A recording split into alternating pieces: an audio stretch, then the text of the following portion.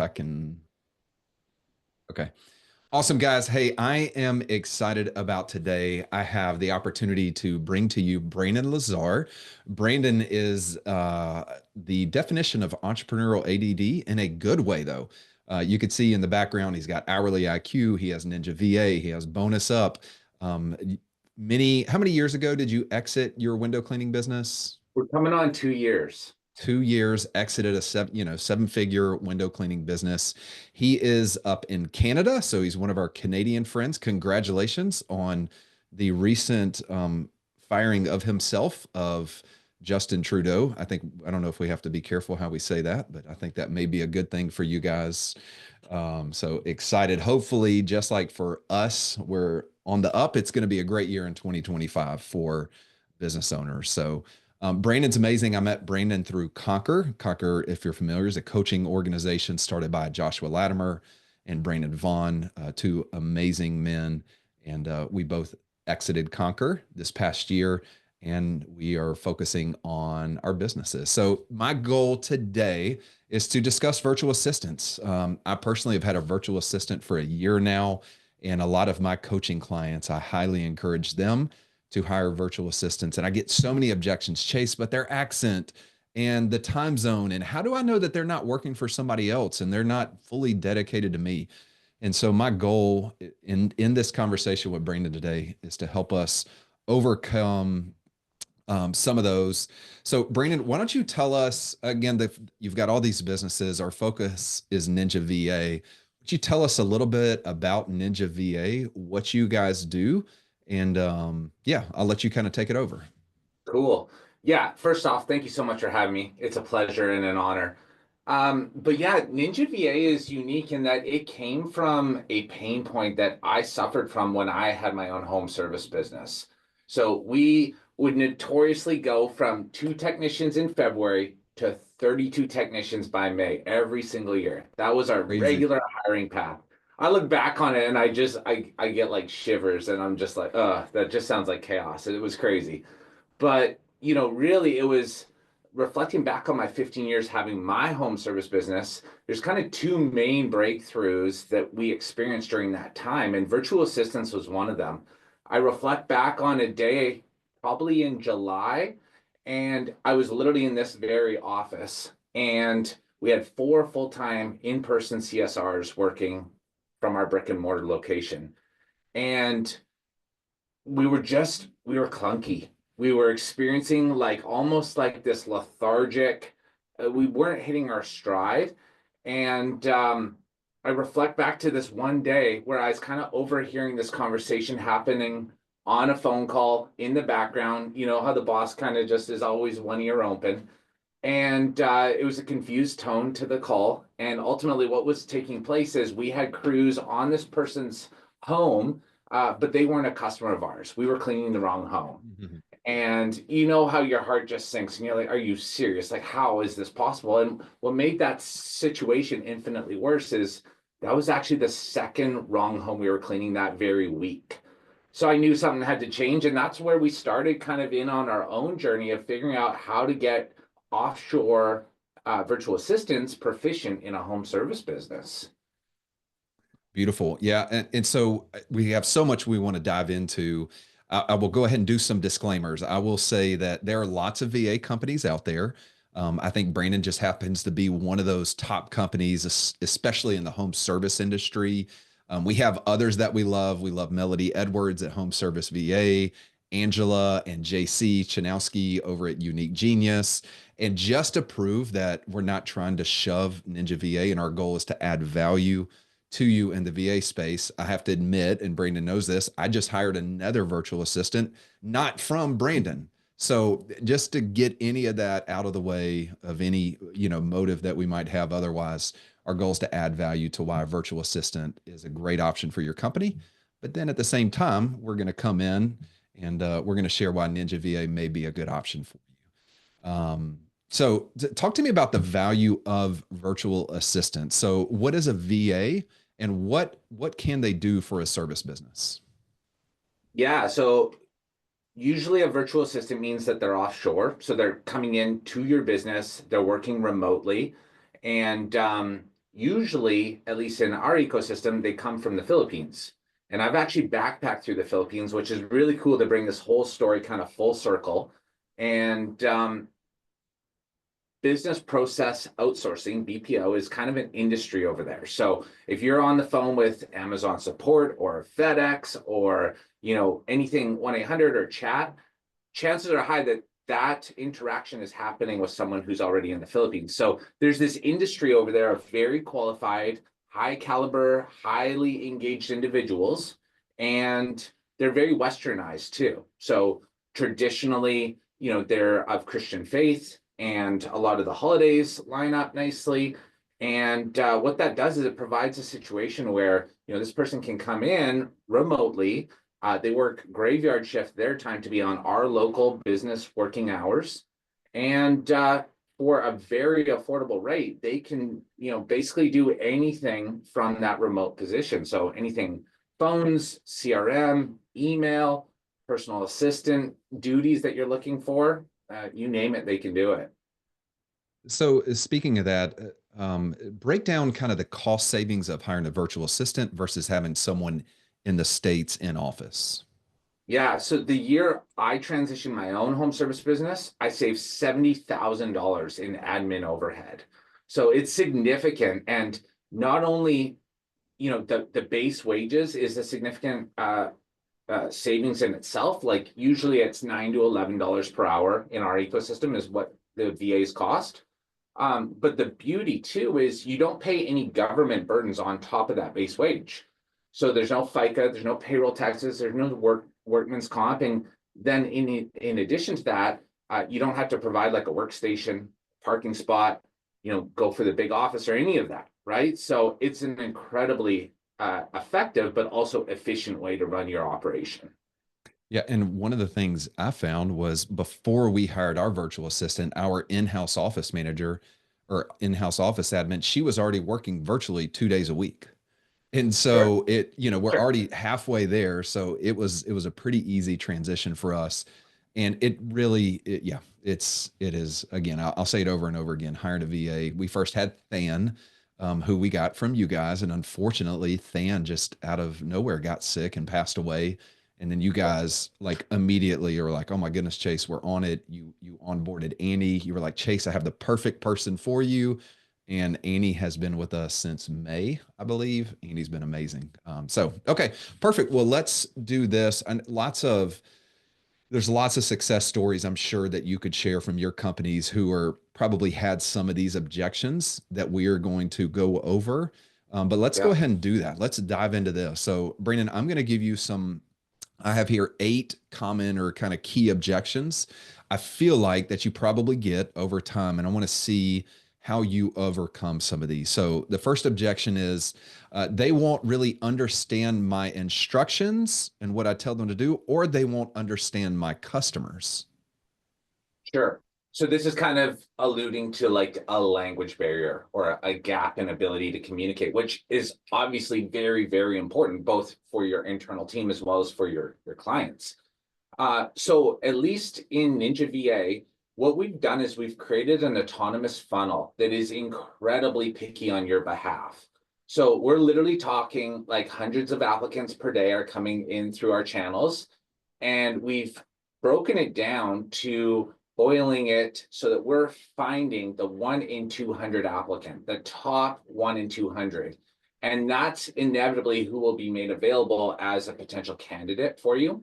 So it's not like we're just like grabbing anyone and just like putting them in front of you. I realized early on in my own journey of my own business that we, like any sort of hiring, you have to be very picky. You have to be very concise. You have to define what's important. And for us, half of that equation is the ability to speak and write in English very well, so that you can get that connection. Yeah. And so I'll add one onto that. I've heard so many, and even some of my coaching clients, they're like, oh, I'll just go on to hire, FilipinoVAs.com and I'll just go through and I'll put in some key metrics and I'll Of find the course. perfect person. Like, Yeah. what's different in somebody finding a VA on their own versus an agency like Ninja VA? Yeah. So The typical company or entrepreneur that we cater really well to is somebody who's maybe still on the truck a little bit, and they're trying to value their time more and focus on higher level activities in their company. That person usually hasn't hired a lot of admin at all, in person or remote. And then when it goes to the virtual side, there is an additional layer of complexity that, experience of what's important and what to look out for and what is proven to work goes so far. And the cost of a bad hire is significant, especially when you are of the smaller size in your company journey. Your insulation value is very low when you only have, one virtual assistant and maybe one technician. If one of those two fails, you're right back into chaos mode, right? So I would say that's kind of something to consider for sure. Yeah, I mean, we were just talking before the call how I recently hired HireBus to come and help us hire. We need to hire 8 technicians in the next 2 weeks, and I don't have the time to do it. So just like that one man on a truck or trying to get off a truck has a couple employees, he doesn't have the time to go out and recreate the wheel on how to hire a virtual assistant. And like you said, have the cost of hiring the wrong virtual assistant, spending time with them, and then having to rehire. And I think that's where you guys come in. And I remember I was sitting on a Wednesday night at church. I was like, I got to have a virtual assistant. Literally in whatever lesson they were talking about, I messaged Brandon like, hey, I need somebody. He's like, here's how you do it. Within that hour, you had 3 applicants loaded into our profile. And I want at the end, we want to go over that and kind of show what that process looks like. But the savings up front of time and cost are amazing just on that recruiting process.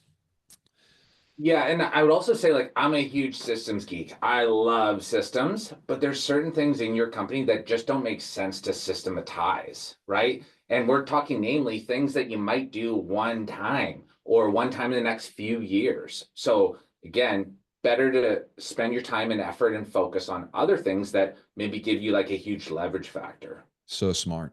Okay. All right. Second objection has to do with time zone differences. How can they work during my business hours when it's nighttime for them? Yeah. So off the East Coast time zone, it's literally 12 hours removed. Like, so if it's noon here, it is midnight there.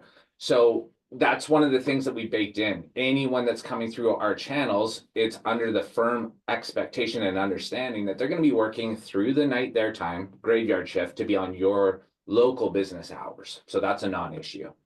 Yeah, and it was funny going through this when we first started hiring virtual assistants. My thought was, why would people want to work overnight?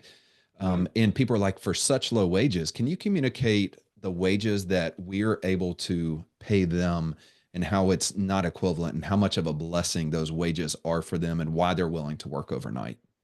Yeah, and I can speak from the position of having literally again backpacked through that country. Beautiful country, by the way, and awesome people. But if we're paying $9 to $11 an hour in the Philippines, that's the equivalent of what a dentist makes there. Like as a reference point, a teacher in the Philippines makes $2 to $3 per hour. And obviously the cost of living is far more affordable than what we're faced with here. But these are coveted and very socially responsible positions that we're offering. So that's why, they're willing to work through the night, and much less again, if that's kind of your thing and if you're a professional and that's what your experience has been, this won't be the first time that you're doing it. So you've kind of grown accustomed to it. Yeah, I can remember Than, our first VA. She had basically like a pre-med. She had something in the medical field. She's like, Chase, Mhm. you don't understand. I can't make the same money, even though I have all this education. I can't make the same money that I can working for you. So it's really cool the difference there and how we're able to help them out. So yeah, I guess that justifies the hour. So the next one would be kind of quality of work concerns. Sometimes people are like, well, they're not sitting in my office. I can't watch. I can't listen to their every move. I can't listen to their phone calls. How can I trust the quality of the work that someone is doing from so far away? Yeah, so I would say it comes down to like a trust but verify type situation. There's certain things that you can do in terms of how you structure and what the workflows are in your company where, like for us, all the calls get recorded. And if I'm talking on the phone or if, one of our VAs is talking on the phone to a client, it's getting recorded. And I think the notion of just set it and forget it and you never have to be a manager or a leader or a mentor ever again is just, it's false, right? So you do have to be a mentor. And I would say on a rare occasion, you have to review that stuff. So a lot of management gets spent in the sent box of your email and on the call recordings. And it's one of those things, it's almost like we have like a trust interval. And if we're like, no, I listened to two and they were rock solid, they were on point, then great, move on. If you're like, ooh, that was a little shaky, then maybe you got to be doing these recordings a little bit more frequently. And you have to be working with that individual to improve. Yeah, I don't think it's much different than holding your in-house admin or office assistant accountable as, you're listening in on phone calls, you're doing regular check-ins. We have weekly check-ins. Obviously, we're talking almost every day with that person. We have Slack channels. We're able to, and one of my favorite features of Ninja VA, we're able to go into our dashboard and we can see screen grabs or screenshots of every 3 minutes of that person, and we can see, have they been stuck on this one page for the last hour? And we're able to do those, and we've built such trust. I don't remember the last time I went in and looked at screenshots inside my dashboard, but those are there. I mean, everybody needs accountability, whether they're in the Philippines or whether they're here locally. So speaking of some of that, the next question has to deal around security and data privacy. So, what if somebody's worried about sensitive customer information? How do we safeguard against that? What does that look like? How much do you give over to the VA to be able to handle? Yeah, I think it comes down to permissions. Like in our CRM, just as like a default, we had it so that they couldn't delete a client, or more so their account couldn't delete a client, because the likelihood of them doing anything is very low. I've never witnessed it, even in our entire ecosystem. But what's to say, like, anyone's kind of just risk of being a human? What if somebody broke into their house at the middle of the night and stole their laptop, right? Or to your house? Like, you kind of want to approach this regardless of who it is or what account in your team has access to this information in the same way. And then I think, keeping track of what you've given access to is also just good policy, because in the event that it ever doesn't work out, you want to revoke access and protect what's yours. Things like workspace make it really easy too, where you can just kind of with one keyboard swipe, you can kind of block access to a lot of different things at the same time. So yeah, I would say just setting it up from the get-go with just a little bit of intentionality and structure. Yeah, and I think that's a personal decision that each person has to make about the virtual assistant that they hire. You build trust over time. For us, our virtual assistant, she collects credit card information over the phone. She processes credit cards. She doesn't have access to our bank accounts. She doesn't. I don't have her do payroll. I still manage that in house because it's with the systems we have. It's pretty simple and straightforward. But I think it's there's a trust factor, just like there's a trust factor. Yeah. I've heard so many nightmare stories of employees or admins who they were scraping money off the top, or they were canceling out receipts and invoices, and they walked away with $70,000. So a lot of the objections that we have for virtual assistants are a lot of the objections that people would have for hiring their first admin or office assistant in house. Now, what about so cultural differences? There's the language barrier, but the objection is they won't understand my customers. For me, I'm here. Your customers up in Canada are going to be a lot different than my customers down here in Augusta, Georgia, down in the south of the states. Yeah. They won't understand my customers or culture or expectations. What does that look like? How do we overcome that? I mean, I think that's a little reductive in kind of the way we're looking at things. Like we're just not that interesting and we're not that different or unique, like respectfully, we're just not.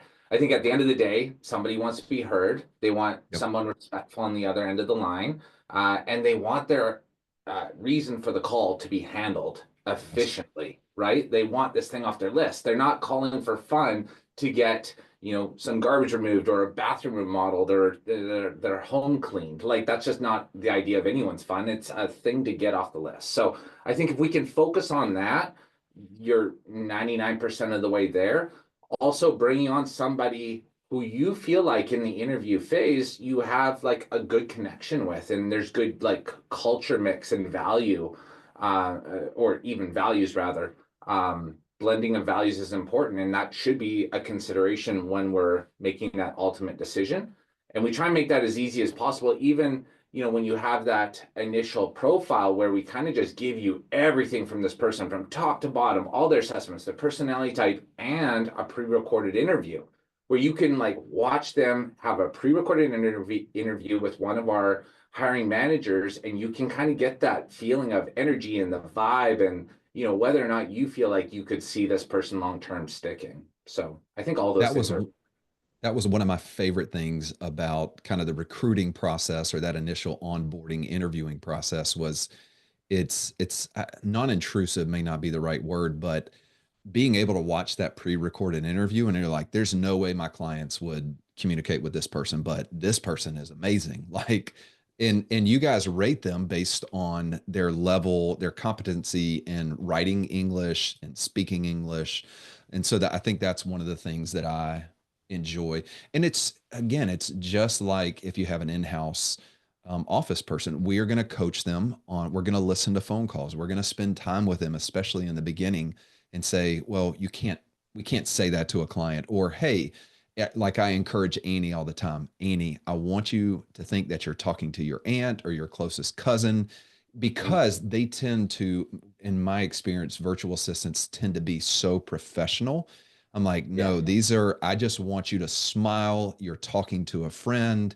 Miss Johnson, so glad you called today, and just be excited. So, but that all comes through coaching, like I've said so many times today, is just like we would do with an in-house person. Yes, sir. Yeah, we don't need Sir Chase or Yeah, oh my Mr. goodness. Whisper. Yeah, that was one of the first things that we had to communicate to her was if Yeah. you do say sir, it is Mr. Chase, Yeah. or Mr. Johnson, not Sir Johnson. And so, yeah, but Yeah. again, they're all just like you would coach somebody, just like you coach your technicians. I mean, we Yeah. have scripts for our technicians for them to help them understand how to communicate with a client when they arrive on site, because you take a 21-year-old kid who's never interacted with a client who's now running a truck, he probably needs some guidance on how to communicate culturally with that client. You have an age barrier, age gap between those things. So all these things are not, they're not, as we look at these objections, it's like, are these really objections or these excuses for me not wanting to, hire a virtual assistant? Okay. All right. I'm talking way too long on some of these. But the next one is kind of the initial training time commitment. I hear this a lot. It's faster if I just do it myself. I don't have time to train a virtual assistant. Help me overcome that one. Yeah, I think you got to just figure out where are they going to serve in your business and what's leeching a lot of your time, but also a lot of your energy. Because we all have tasks as leaders that we're like, oh man, every time I do that one thing, for me, it was fielding callbacks. Every time I do that thing, or accounts receivable was the other one. I just feel like I got nothing left to give to the business. So I think just starting to define broadly what are we going to get this person to do, I think is important. Once you bring them in, then it can be as simple as like a Zoom call, like what we're sharing now with a screen share, and you run through the process and then get them to do it and you watch them.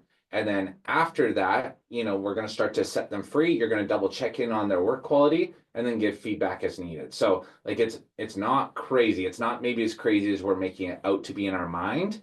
And again, this stuff is when you have a high caliber individual approaching it, that makes all the world of the difference. If you have somebody who's kind of loosey goosey or not high caliber, then yeah, it's going to suck.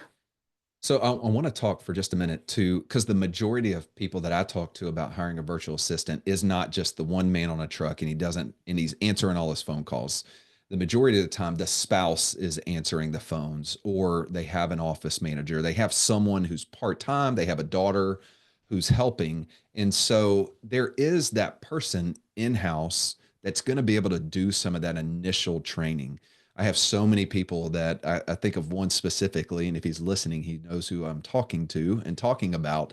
I want him so badly to hire a virtual assistant for his wife so that she can be freed up either to do other things in the business, to take care of their three children, whatever that is. And so it's always that objection. We don't have time to train. So what did it look like for us? I'll share real quick, 60 seconds.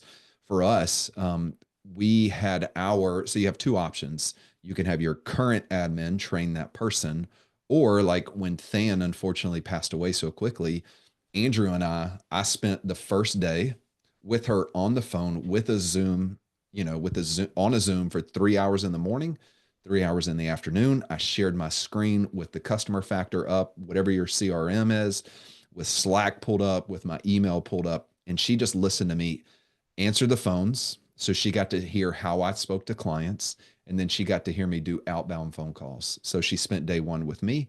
She spent day two with Andrew, listening to him and just talking through things. We talked about routing, and she got to see us enter jobs and do scheduling. And so again, I mean, if we're hiring someone in house, we're going to have to do that training up front. You've got to slow down as a business owner and make time for the things that are important. It's almost like you feel like you're taking one step back, but you're taking 10 steps forward if we can get that phone off of your hip and out of your back pocket. I love that. And just one final thing to add on that too. Like I've done this in real world in the office when we're paying $25 an hour plus burdens on top. And let me tell you, it just like burns my soul when I'm paying $200, $300 a day for just training. Whereas at 9 to 11 bucks an hour, it's just like, not a big deal. It doesn't bother me in the same way, which in turn probably gets us to a better final output and outcome anyways. So yeah, I love the shadowing approach. Yes. This is a little bit of a smaller one, but everyone may not have this. My clients will think less of me for outsourcing. What are your thoughts on that? Again, like, why are we doing this? Why do we even have this person here? Like, we're here to serve and provide a high quality product. And if this person can facilitate in that mission, like, I think that's what it comes down to. And like, they're answering on the first ring, they're not letting it go to voicemail. We're quick turnaround. We're getting this thing off the list. Like I said, like, all those things I would say are almost like the opposite of that. Like they do care, and the perception should be like, wow, we're progressive. We care about customer service. We care about how we make people feel. Yeah, and I will say there will be some initial objections from some of your clients. I know, I got maybe one or two phone calls from, we'll just call his name Larry. Larry called Chase. I just got this phone call from this girl with an accent. She cool? I was like, yes, sir, Mr. Larry. She's great. Okay, I just want to make sure. And hung up the phone, and he went back to talking to her. And so clients understand people, in the beginning. Now we've had virtual assistants for a year. Now they're just a part of it. The clients know them by name. They know who Amy is. And especially as they come back on their reservice, knowing and speaking to those same virtual assistants, and people understand those decisions. Okay. Last one. This is cost versus value debate. We've kind of maybe already talked about this a little bit, but they seem affordable, but will they actually deliver results? So it seems too good to be true. They seem, for $9 to $11 an hour, can I really get the value there? You can. And like I love the parallel that you're drawing here with the in-person employee. Like you can get value from an in-person employee as well. Both require your focus and your attention and your mentorship. And so long as we stay on the right path, then yes, absolutely you can get there. And again, I think so much of this comes down to what is the caliber, what is the capability, what is the experience of the individual we're starting to pour into. Because again, if you're just taking anyone off the street, it's going to be a hard lesson learned. Whereas if this person already has the horsepower and now we're going to create a sense of alignment with them, then it's all good. Yeah, I shared with you earlier, my virtual assistants, the two that I've had, they have worked harder than any in-house American, office manager or office admin that I've ever had. So for me, it's not even a concern over the cost. The value far exceeds anything that I've paid for. Like you mentioned, even paying twice, even more than what I've paid an in-house person. So for me, there's zero question. I'm not just here talking not out of experience, but fully love our virtual assistant. She goes above and beyond to serve. They are some of the most grateful people. I have given bonuses and raises to other in-house admins before, and I have never seen as much gratitude as I have when I gave a raise and or a bonus to one of our virtual assistants. They are so grateful and so thankful for it. And they just keep working, and they just keep working and serving you. Awesome. Absolutely. Hey, what I'd like to do here toward the end, and if you're still watching and listening in, hopefully this is adding value to you.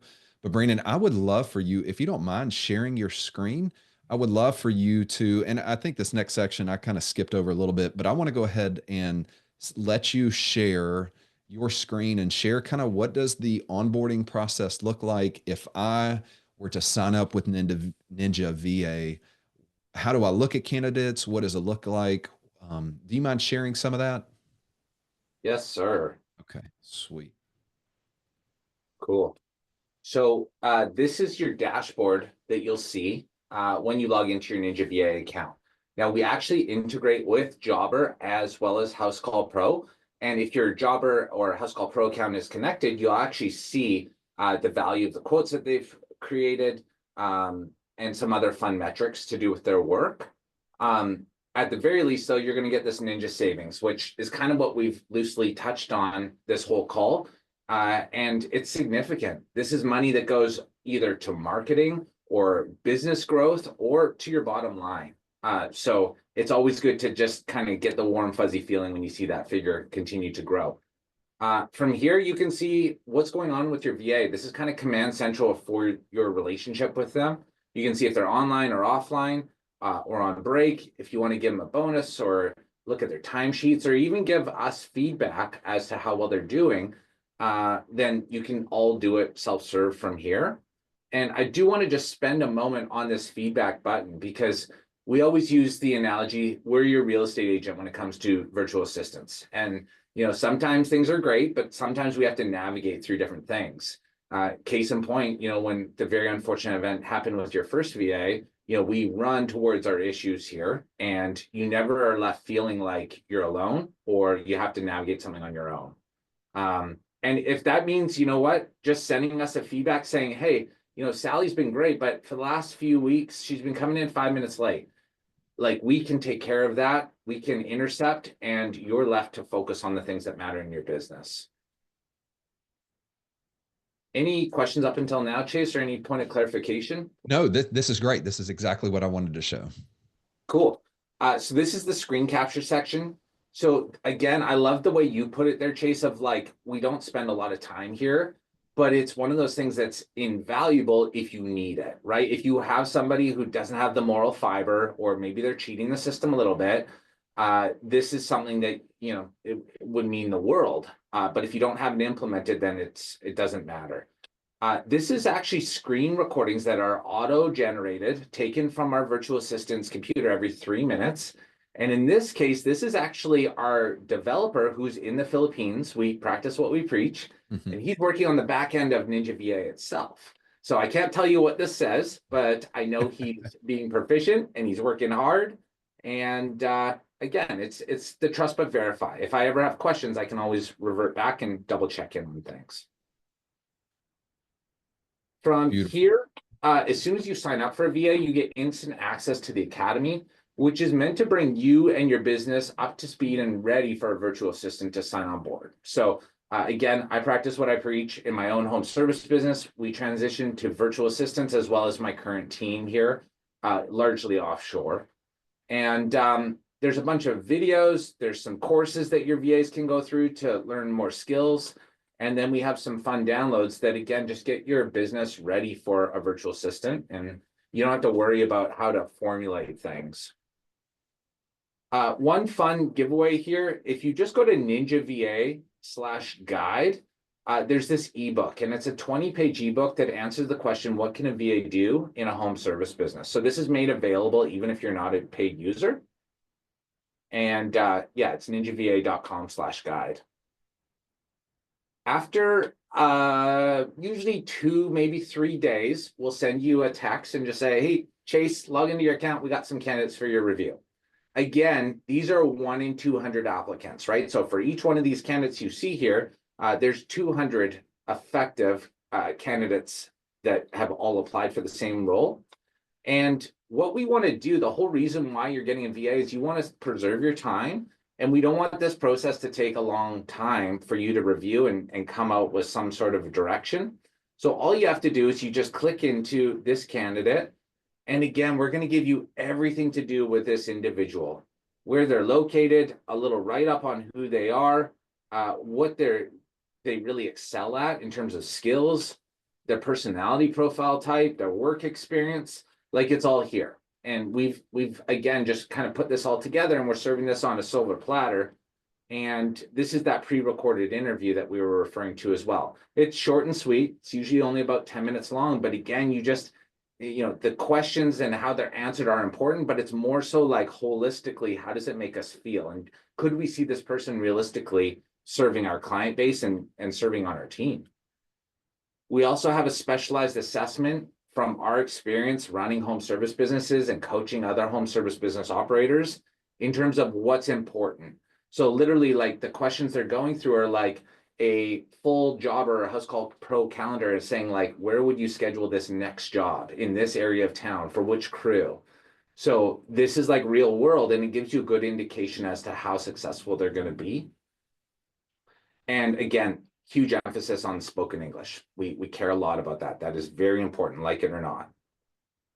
And from there, all you have to do is you just click this button, request an interview. From there, we'll align a time where it works for them in the Philippines, works for you, and works for usually Chris Godwin is our director of sales and operations for Ninja VA. And we always tell people, again, we're your real estate agent. So if you want us to conduct that interview, if this is not something you're super fluent with or haven't done before, like, we're gonna guide you through that process, and we'll even give you our feedback at the end of it, given that this is all we do, is we've specialized in hiring and placing high caliber virtual assistants. Beautiful. And This is exactly what I wanted to share. Is there anything else on here that I just stopped you mid sentence? no, I think that's the long and the short of it. Yep. We're trying to be as exhaustive as we can and provide you with the best caliber individuals and do it in a very efficient manner. So this process doesn't have to take you hours or days. Yeah, I mean, the amount of time that this page right here saves someone is unbelievable. Okay, so let's do this. Let's talk. How does somebody get started with Ninja VA? What does that look like? So if somebody's listening, they're watching this, they're like, Chase, I'm ready. I want to sign up. What does that look like? Yep. So from a cost structure, there's a one-time placement fee. It's $995. You can expect to break even inside of 2 weeks, though, when you compare the savings that you experience from using a virtual assistant compared to like someone similar caliber, local in-house, with burdens on top.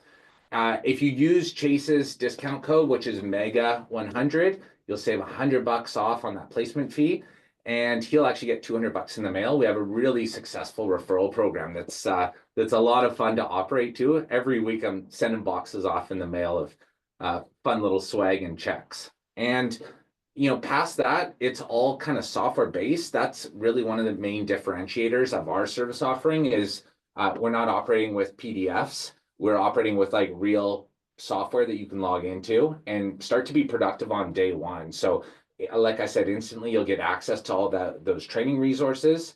And we're just a text message away if you have any other questions that aren't identified or mentioned. And I think that's one of the things that made me decide, other than loving Brandon Lazar, one of the things that made me decide to go with Ninja VA was the expediency of onboarding with you guys. Yeah. There are other virtual assistant companies. I just remember kind of hearing nightmare stories of, we're almost finished going through the training. We're almost finished filling out all this paperwork, and we're almost finished with this. And 2 months later, I'm like, why haven't you hired your virtual assistant? And Yeah. so that is initially what led me to sign up with Ninja VA for our virtual assistants.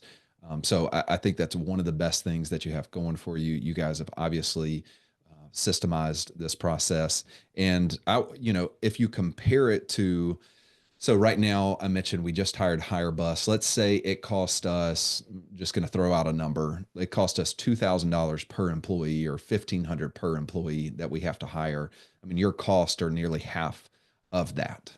as far as a recruiting cost. So for me, it's a cost well worth. And then you have, and it's the cost of not taking action as well. I can't tell you how many people I have talked to, and I'll do check-ins. I'm like, all right, where are we? Do we hire a virtual assistant? No, no. My wife's going to kill me if I don't get somebody. What are you waiting on? It's costing you more than that. So I Yeah. really, Brandon, this has been great. There's so much more that we can talk about, so many more objections. I think it's someone just has to simply take action. You've heard this before. If you don't have an assistant, you are an assistant. And so if you value yourself at a high level, if you see yourself as a business owner doing 100, 200, 300, $500 an hour, why would you not outsource those tasks that you're doing to an employee that we can basically pay the same pay as a dentist in their country and allow them to thrive and to grow their business? Any parting words as we kind of leave this? Yeah, I love the messaging. I would say, the most valuable thing we have on this earth is time. And second to that, we have energy. Both those things are very important as founders, operators, entrepreneurs. And this is a great way to claw back both of those things and allow you the ability to redeploy them in other areas of your business or your life.